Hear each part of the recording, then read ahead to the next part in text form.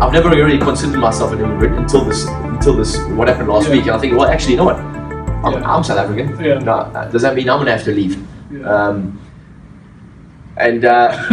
So it's and you know, and also I've read about and I've heard about, you know, what's been happening in terms of the racial, you know, the racial eruption, which is really sad. Yeah. Because I've heard about one of my own friends, you know, whose family, they're Indian and they live in Surrey, but they had an interaction where they were out to dinner earlier this week, and somebody actually was very, very openly hostile to them and said, you know, when you're going to leave this country? And they said, what do you mean? We're born here.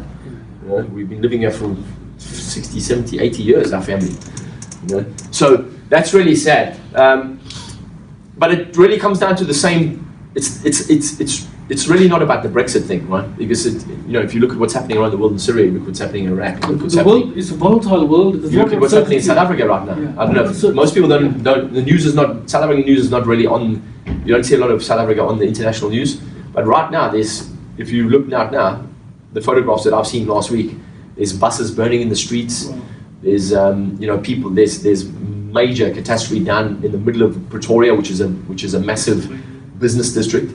But it's happening everywhere, and it's a very interesting time we're living in right now, and there's more and more uncertainty. And as we move forward, if we don't really consciously sit down and say, right now, how can we work together in groups and communities and understand each other on opposite sides of any debate, we're going to continue to have this thing, because it's been around since the beginning of time, violence and wars, etc.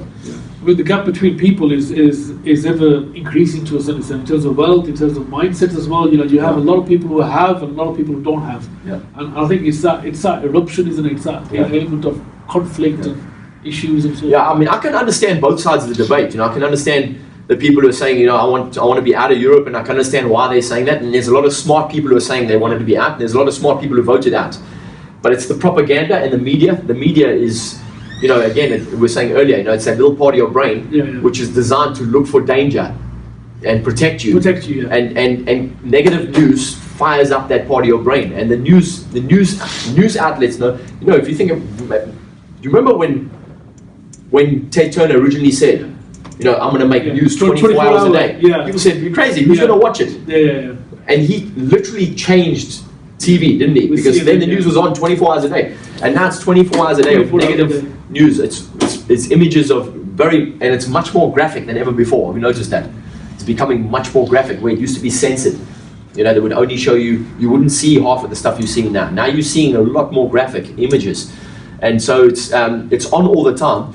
And it really does make people very fearful and makes them afraid. So you've got people on opposite sides of the debate, and what they're getting fed is propaganda and the wrong kind of information.